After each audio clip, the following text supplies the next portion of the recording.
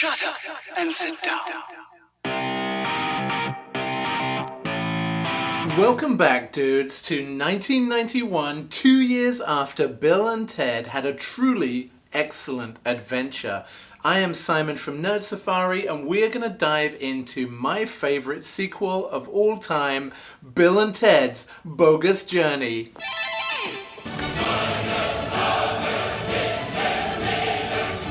Best of 7? Damn right.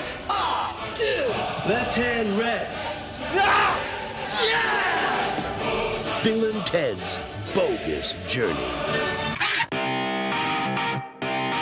As with the first movie, there were some people who just did not get this movie. They didn't like the humor and they felt that it glorified idiocy. However, also like the first movie, this movie is really charming, really endearing, and of course, yes, it's silly and goofy, but in a very lovable way. I have a feeling we're about to embark upon a most unprecedented expedition.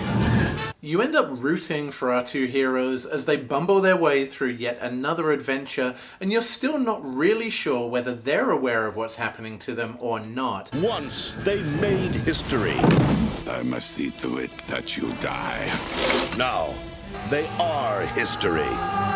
Bill and Ted are dead. And are they just truly dumb, or are they incredibly optimistic and positive? If it's the latter, maybe that's not a bad thing, and maybe we could all do with a little bit more of Bill and Ted's optimism these days. Now, I've also got to call out William Sadler, who plays the Grim Reaper, one of my favorite characters in this movie. It's the Grim Reaper, dude. How's it hanging, Def? And not only does he add a ton of comedic timing and expertise to this movie, You may challenge me to a contest. J7.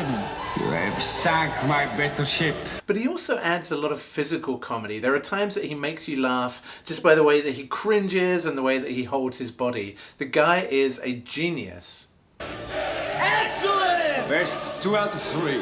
What? In my last video about Bill and Ted's excellent adventure, I mentioned an incredible soundtrack, and this movie is no different. Of course, you've got Kiss's God Gave Rock and Roll to You. However, you've also got incredible tracks by Steve Vai, Primus, and Megadeth, and a ton of others. If you haven't heard the soundtrack in a while, go back and check it out. When Missy sends Bill and Ted to hell in the movie, she's reading from a book called The Riddance of Evil. However, in a couple of frames you can clearly see that the book is actually a redressed copy of the Stephen King short story anthology 4 Past Midnight. No way! If you've got keen enough eyes to have spotted that, you've probably also noticed that the mountain where the evil robots take Bill and Ted to kill them is also the same mountain used in the Star Trek The Original Series episode Arena from 1967 that Captain Kirk climbs. And that was the episode of Star Trek that Bill and Ted were watching in their apartment earlier in the movie. Now that's not the only parallel between Bill and Ted and Star Trek. If you look at the Bill and Ted University that's featured, that's actually a water reclamation plant in Van Nuys, California. As well as being dressed up to be Bill and Ted's University, it's also used later in Star Trek The Next Generation in an episode called First Duty, and Star Trek Voyager in an episode called In the Flesh to play Starfleet Academy. Guy, congratulations on Earth! Not to mention your other great planets. Mars, Jupiter, Uranus. And my favorite piece of location-based trivia about this movie is that the mall where you see the building Emporium is the same mall where Dr. Emmett Brown taught Marty McFly about time travel in a DeLorean in the movie Back to the Future. The villain in this movie is called Denomalous, and if you think about it, that is actually writer-director Ed Solomon's name backwards. It's a little weird to have a cameo in a movie when you're already a star in a movie. However, William Sadler does exactly that. There's a scene in Battle of the Bands where he plays the father of an English family, and the wife and the daughter of that English family in the movie are actually William Sadler's real-life wife and daughter, so you could say that's a triple cameo. Excuse us, but your shoes are untied.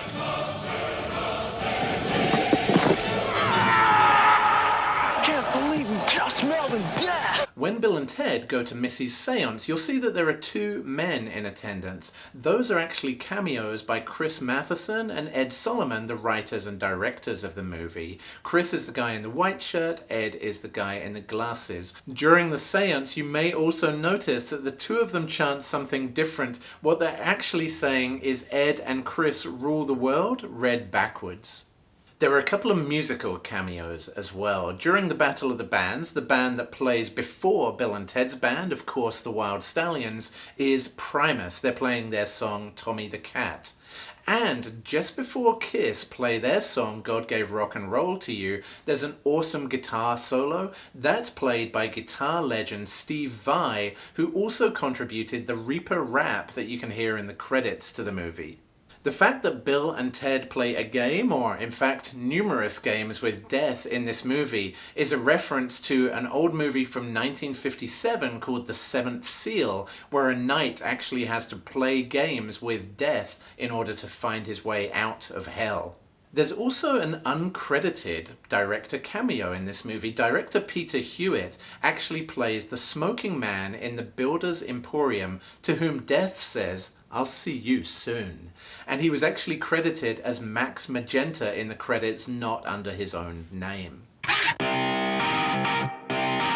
Now, I mentioned in Bill and Ted's Excellent Adventure how the De Laurentiis Entertainment Company went bankrupt during the production of that movie. It almost happened again with the sequel. Orion Pictures, who were distributing Bill and Ted's Bogus Journey, were on the verge of bankruptcy, and they were selling off movie properties to try to remain solvent. They considered selling Bill and Ted's Bogus Journey to Columbia Pictures, but in the end made the decision that they had so much faith that the movie was going to be a success that they should hang on to it. The original idea for this movie was very, very similar to the first movie. Instead of failing history class, Bill and Ted would be failing English, and they would have to travel around and recreate scenes from famous English literature classics like Romeo and Juliet and Tom Sawyer. However, the original director actually refused to work on this movie because of that. He said that the original movie was enough of a parody without creating a parody of a parody. He just didn't like that idea, and I'm kind of glad they scrapped it. Welcome to hell. One idea that may have been fun is that Denomulus was supposed to die in the original script and be sent to hell with the evil duo, who spent the rest of eternity annoying him. That was his own personal hell. This is not what I expected this place to look like at all. We got totally lied to by our album covers, man. So there you go. That is why we loved the first 2 Bill and Ted movies and a few pieces of trivia about them. Do we need a third movie? Probably not. Will I watch it 1 billion times like I did the first 2? Of course I will. Not bad, dude. We totally knew a guy got one of those in his bucket of chicken. I am Simon from Nerd Safari. Be excellent to each other and party on, dudes!